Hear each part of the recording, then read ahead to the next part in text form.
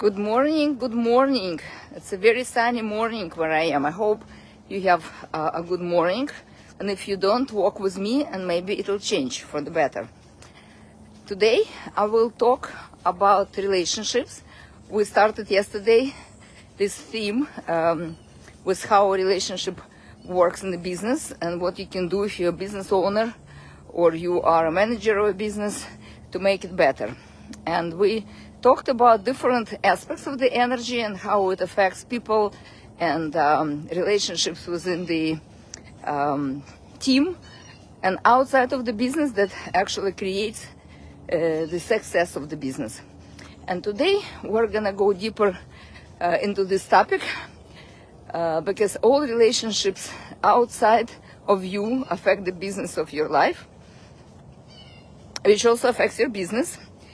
But relationship within you very much affect the business of your body and the business of your life. So if you're listening to this broadcast, that means you've been tagged by me and by universe. You meant to be here. There is nothing random about it. And if you don't have time right now, you can listen later on. If you do not have time to listen, period, and you feel like your relationship to yourself is not optimal, I suggest that you write me direct and schedule a strategic session. Right now in September, for another week probably, I offer free, complimentary, no obligation, mini strategic sessions. They go between 15 and 30 minutes, depending on what questions you have, what you need. And my regular sessions are, of course, much more expensive than free. And I suggest you use that because I am a personal development and business growth coach, a strategist with a lot of experience, not just my own, in my own businesses, but also analyzing and strategizing business people around the world. I've gained a lot of case studies, a lot of experience with that.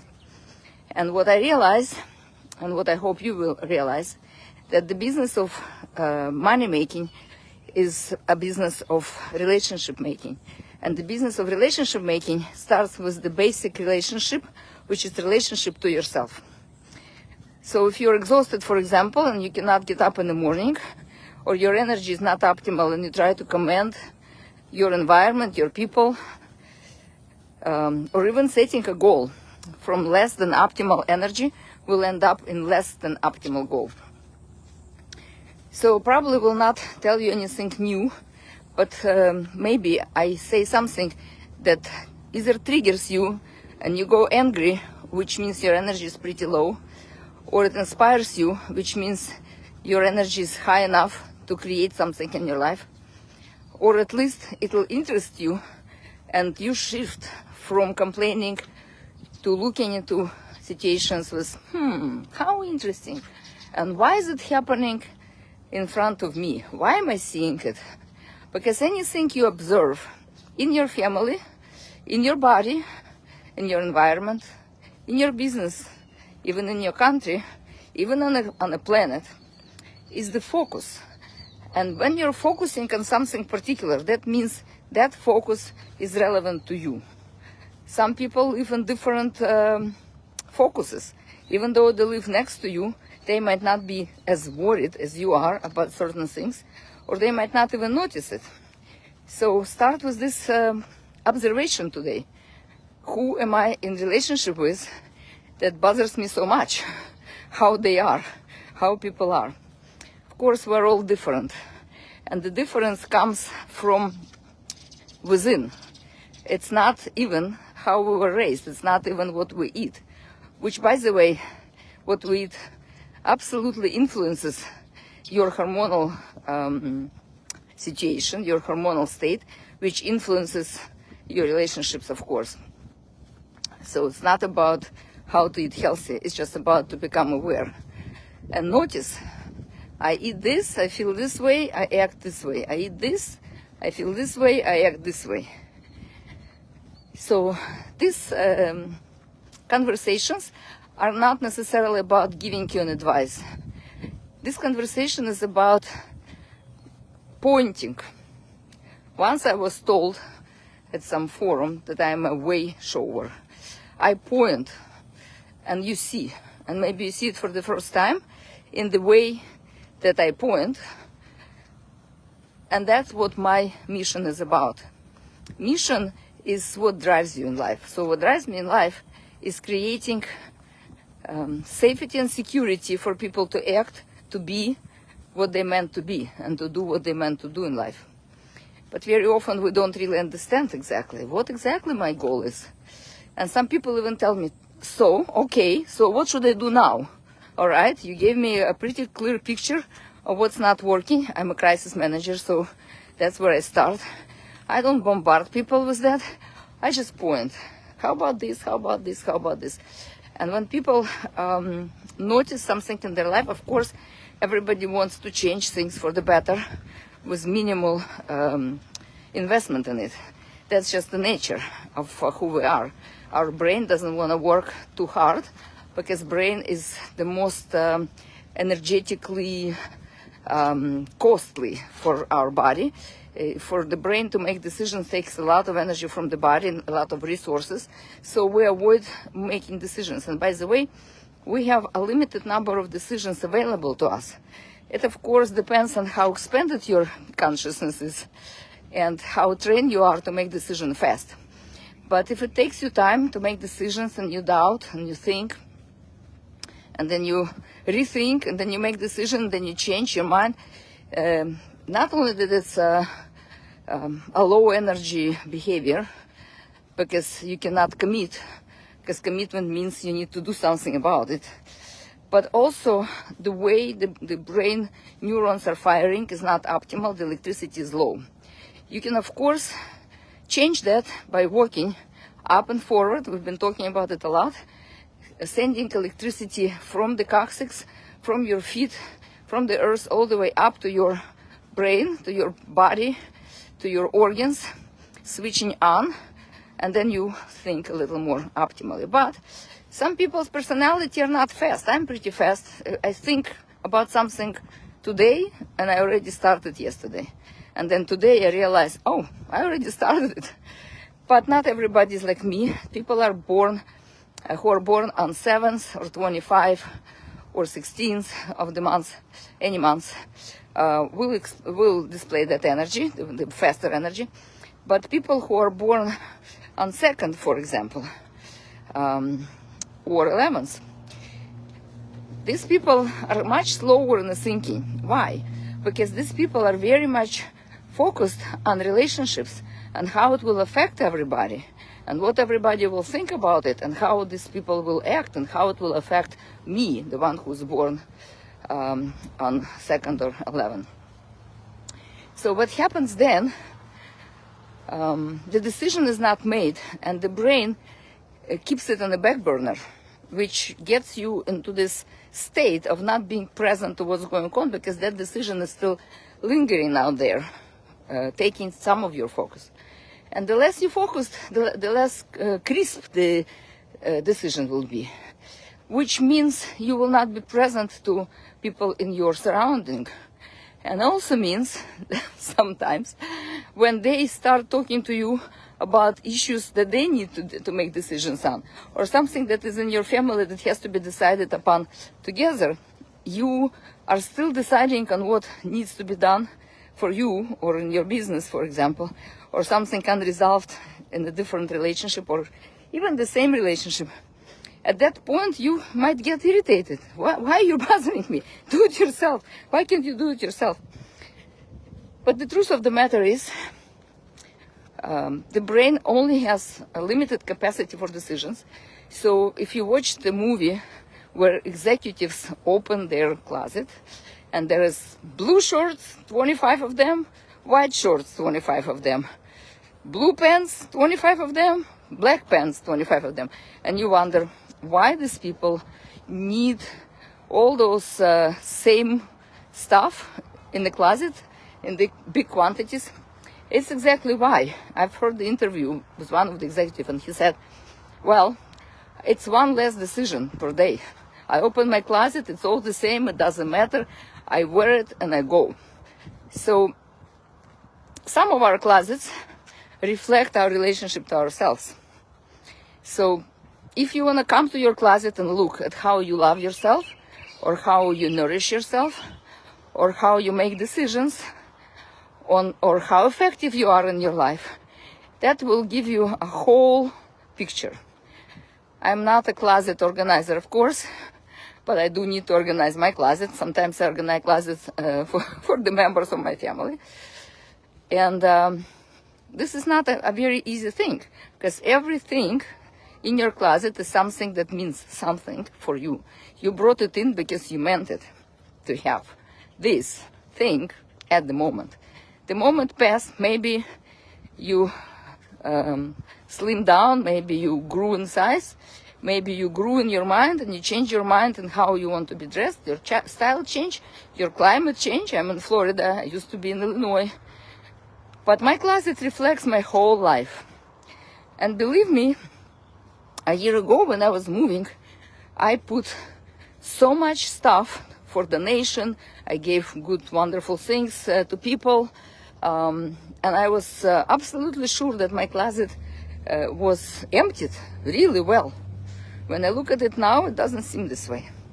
Because accumulation in life is the process of life. We accumulate stuff in the body, in the closets, most importantly in our mind, which then slows down our decision-making process and also acquiring new knowledge and new experiences. And therefore, very often with age, when you get to a certain age, around 45, it's the shift from material to more service-like life. Because when you're young, you can eat more, you can travel more, you can run more, and you have that decision power still intact. After 45, just the way the brain works, it become less, not as fast, more sluggish. Of course, if you walk every day and you do exercises and you expand your brain and you take master classes and you do all these other things, that doesn't happen. But if you watch TV every day, that actually zombies you, or other things that I'm not gonna list here. So anyway, come to your closet and notice what are the things that are out of your style, out of your current situation in life. Maybe it's out of season. Whatever is there out needs to go out, or it will slow down your thinking every day in the morning. And the morning is the time where you strategize your day. I actually strategize my day in the evening. I think about my next day, and my next day on my personal calendar today is about relationship, making relationship that works for me. Even if I'm in relationship, that could change in a moment. I could have my relationship, I could lose my relationship. So I'm always building that relationship. And this is my focus, not my closet. But when I get in and I start looking at these things and I start remembering things and I start choosing, that doesn't suit me anymore, oh, I'm too fat, oh, I'm too slim, oh, that is too short, this is too long, this is not my size. When you start with that, I already compromised the relationship with myself, because I start judging and separating myself from my closet. I cannot wear this, I cannot wear this, maybe I should buy something. And your whole stream of consciousness goes towards shopping, or toward judging what happened to you and why you have all this stuff. And then you go, and I should, and that's where the energy really goes down. I should clean my closet. Boom. Because it's memorabilia. The closet is memorabilia. It's your memory in a museum. And when you visit museum, at the end of the day, your back hurts. When you visit your closet, maybe your head hurts. So to start your relationship with yourself, whatever needs to go out, needs to go out. And you can start with closet as well, but you don't have to. I'm just pointing out that you can absolutely diagnose yourself, looking into your closet, and diagnose your relationship with yourself morning by understanding how you judge yourself, how you allow yourself to accumulate stuff in your body, in your closet, in your life, in your relationships, in your business, and how fast do you recognize this does not matches my energy anymore. And if it doesn't, why would I keep something that brings me down? Some people keep things for the future. Maybe one day, that day will come. That's also good to have things for maybe, but then don't make it a should thing in your head. Don't make it a judgment thing in your head. Don't touch it every time saying, well, I'm not there, I will never be there. Create a plan. That thing is my goal. I relate to the thing with the passion, with compassion, with love, or with hate. If I hate it, out. If I love it, what do I need to do to have an optimal relationship with it? If it's clothes, what do I need to do to wear it one day? When is this day? I'm gonna set some idea in my mind, realistic idea. For example, if I gain 100 pounds, I cannot wear it in a week, no matter what pills or shots you do. So if there is an extra 100 pound in between you and the thing that you want to relate, whether it's clothes or people or yourself, you start creating a goal, because information that you received should not go into shoulds. I want it is the actionable item. What you want is an actionable item. Who will act on it? Hopefully you. Otherwise, the nature will act on it by slowing you down and compromising your life. And once you understand it's an actionable item, you make a plan with the date on it, you sign the contract with yourself, and that becomes the business of your life. It doesn't have to take a lot. A decision and an actionable item every day will get you there. And put that contract somewhere where you can see it, then you will not forget that you have a contract with yourself. The contract with yourself is the contract with the universe. It's the contract with God, essentially. Because you are a God child, like we all are, a child of the universe, a star that came to Earth to experience life differently, and that's our stage. And on that stage, you are a producer, you are a light master, you write the scenario, the story, your own story, and you have a chance to, the second chance, the third chance. You just retake your picture, retake your movie, start again. But for that, the energy of should will not really help much. The energy of I want, and I feel that will make my life easier, my body lighter, my business more efficient, my thinking faster, might even inspire you. But no matter how you feel, the goal and the plan will help to execute. Imagine a business owner coming to work saying, I should order some supplies today, and then don't order. And the next day he comes, I don't have supplies. Oops. I should fire some people because I don't have supplies or equipment to give it to them. Okay. And then he doesn't do anything. And the third day he comes, oops, payday. I don't have supplies, but I have people that are not working, I'm paying. And the next time comes, and you look at that, I have an office I need to pay for, I need my life to support, I have people I have to pay for, and I still didn't order supplies. How would it work in the business? In the business of your life, is the same. So when you look at something, the information comes, and you do not create a goal that supports what you need and eliminates what you don't need, you end up with this kind of energy, no supplies. And then you cannot move toward the next goal you've set some long time ago, and then the time passes by, and the picture is very sad. So why would we have a sad picture in our movie? It's very good for melodrama, but it always ends up well. And in order for soap opera of our life end up well every day, not sometime, one day, today. In order to create a great material result, a great spiritual result, you need to make it actionable. The result that you want is your goal. And the result that you want is a relationship between you and result. So, if result is your husband, for example, and you never talk about what you want, and you never show what you want, and you never spend time together, and you never do anything together, very soon you don't have a husband, or you have a stranger.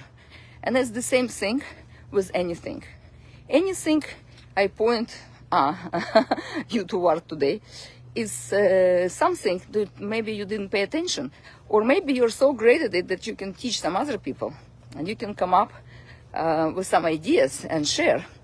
I would totally appreciate if you comment and ask questions, or if you comment and give your experience and knowledge about what do you do, how do you get to the results, how can you make things actionable. Most importantly, how do you get the energy for action? Long ago, I made a website, energyforaction.com. It's still my website. It's like a brochure in a space that holds all kinds of videos and all kinds of stories and everything else I've done. These days, people don't go to websites. But if you're interested, you can see some interesting videos. But I also have a YouTube channel, and some of my books are on Amazon. So you can read what I think of stuff, but I would love also to read and see what you think of stuff. So not necessarily right this moment on a broadcast, but maybe later on, or even if you're inspired to do it right now, just share. Share what you're getting from my conversations, and share what you know from conversations and relationships you had in your life. The ones that inspired you, the ones that destroy you. You don't need to share the relationships or naming them. He did it to me. Not that kind of sharing. But what you've gained, what kind of knowledge, what makes you stronger, what didn't kill you made you stronger. Share it, because maybe somebody else is about to be killed with the same thing. And when you share, you save a soul. That wouldn't be so bad for a day of relationships, because that's my personal day today, under number 2. And if you're born on 2 or 11, it's the energy that we're sharing today. And this energy is about, it's a feminine energy. We all have feminine energy and masculine energy. Even though you're predominantly man, you still have that energy. If you're predominantly woman, you also have this energy, but you also have masculine energy.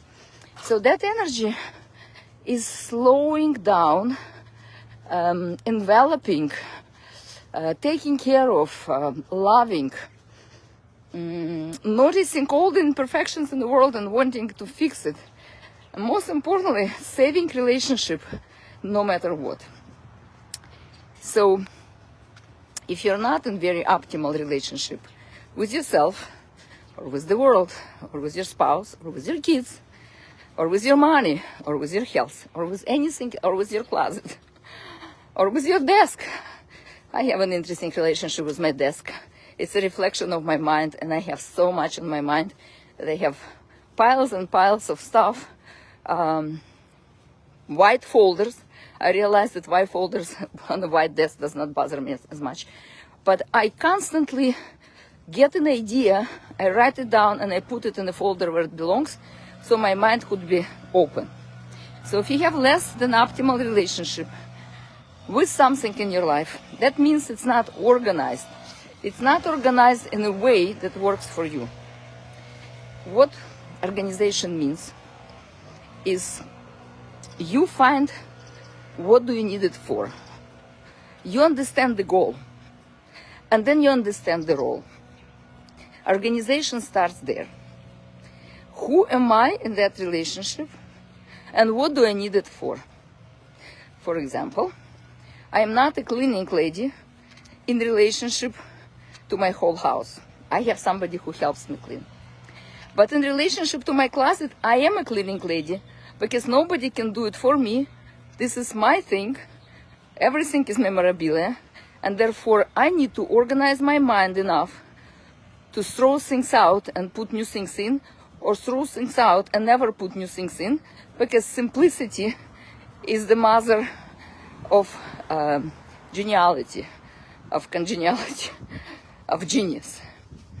Genius cannot work in a cluttered environment because it's being distracted. All right. So who am I in relationship with my husband, for example? Am I a mother that needs to take care of him because he does not take care of himself? Am I a cleaning lady? Am I a cook? Am I everything a little bit of each, but it bothers me? If I'm everything a little bit of each and I love it, who am I in relationship to my child? Am I a mother when the child is already 45? Yes, of course. But what is my role? The mother loves. The mother also nursing when the child is 6 months maybe, or a year. But if the mother is still nursing when the child is 3 and 5 and 45, that is exhausting for both. Who am I in relationship to my business? Am I a decision maker? Am I an analyst? Am I an accountant? Am I everything and I don't love it? If I'm everything and I love it, I have a lot of energy. If I am everything and I don't love it, I will kill the business. I will kill this relationship. Just like if I don't love my lover, I will not love my lover. And therefore, he's not going to be my lover anymore.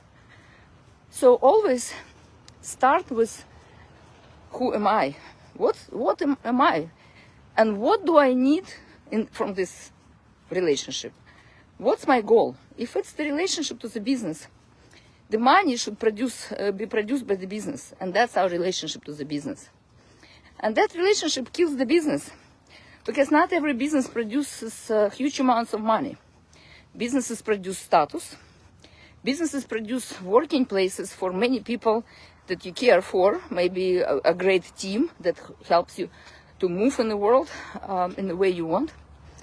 Business, most importantly, produces the service for the world. So if you are a server of the world, your relationship with the business will be different than if you are there to come and take the money from the business. And very often business starts deteriorating when people look at it as a money-making machine, as a cow to milk. The best businesses are the businesses where people create money and invest it into the business to make it even better. To make the business better is not to make it make more money. This is an accounting, simple accounting, basic accounting. How do I run my business so it produces money? It's not a goal. It's just part of the business. The business starts with what do I do for people?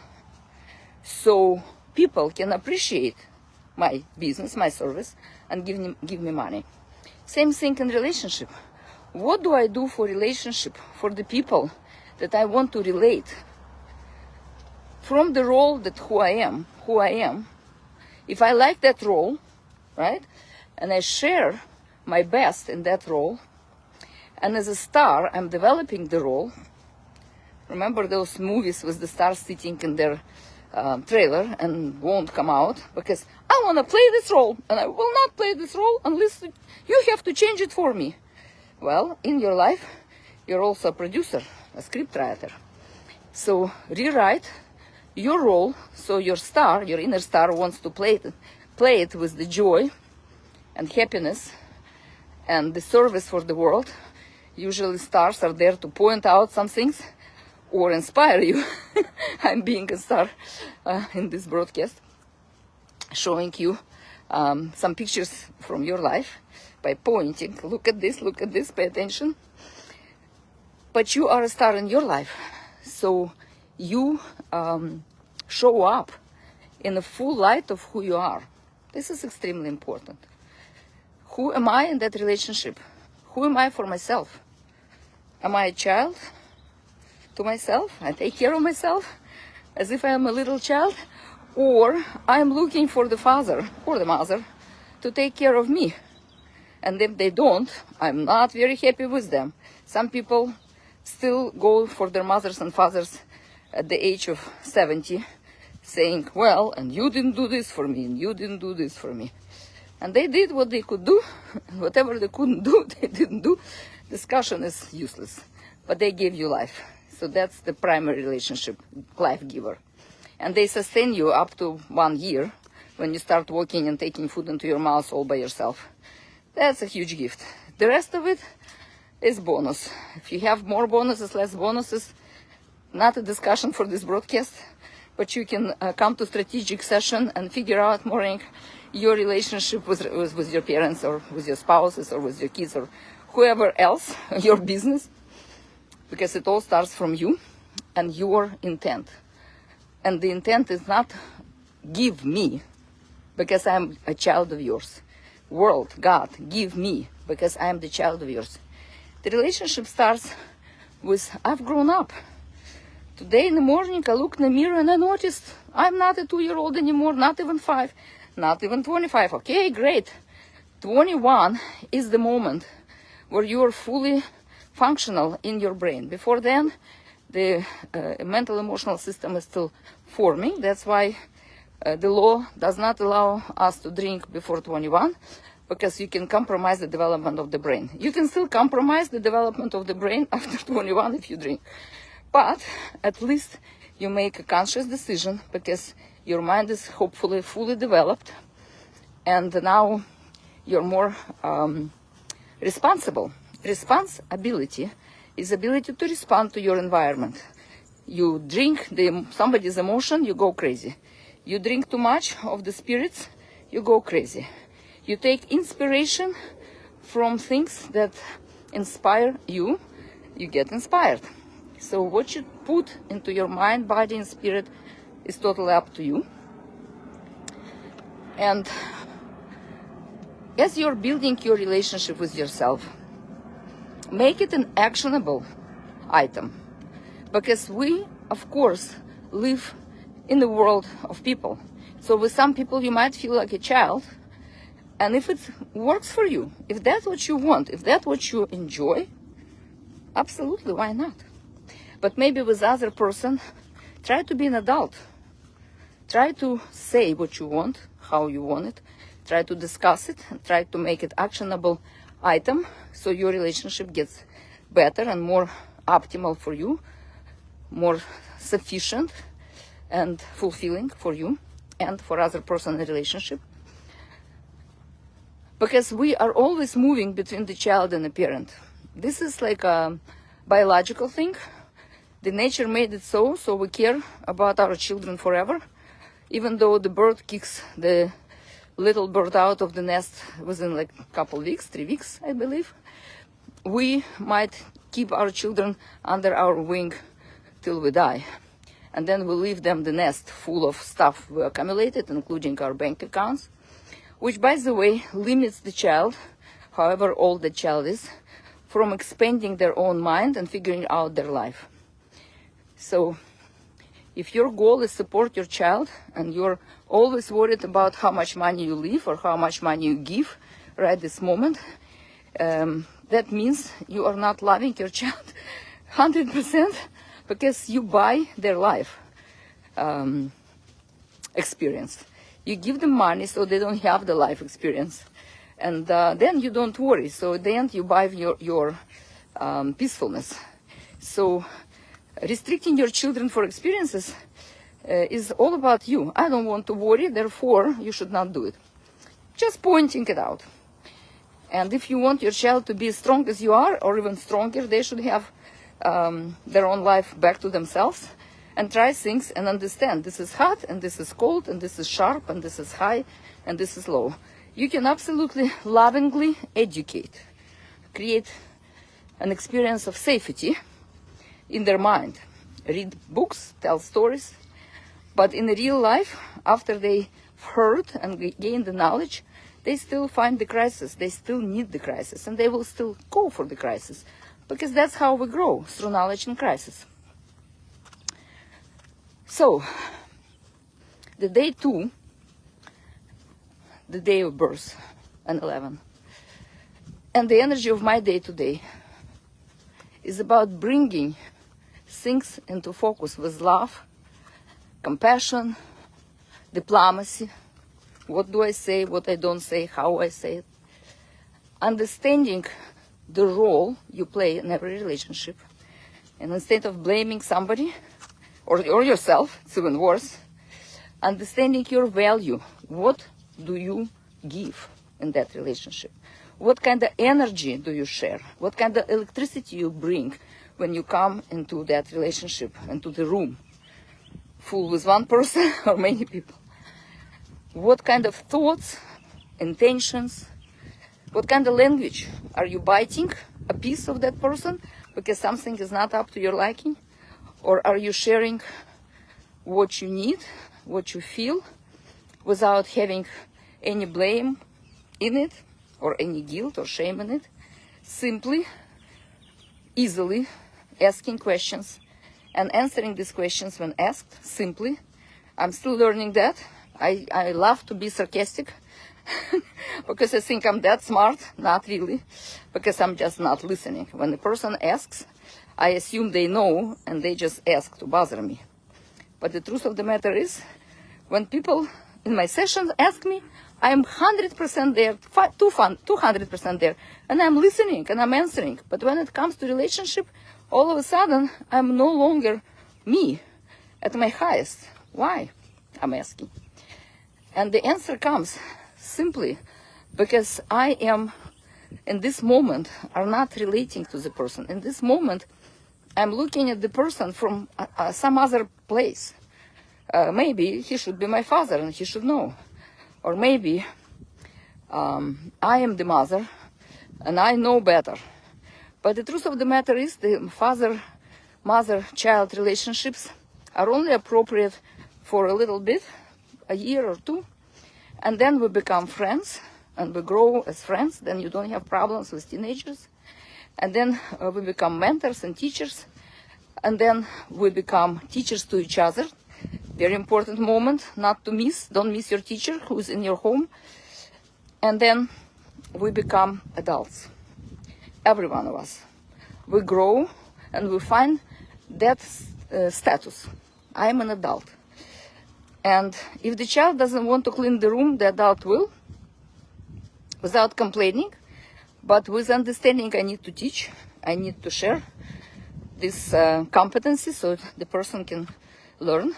I'm not talking about just the room, you understand, metaphorically. Everything in life, you take responsibility, you respond if you're an adult. If you're a child, you try to get somebody else to respond to things that you need to respond to. And if you are a parent, either your father or mother, and it's not necessarily gender oriented, you could be a woman and play the father role, and you could be a man playing a mother role. No problem with that, as long as it's balanced in the family.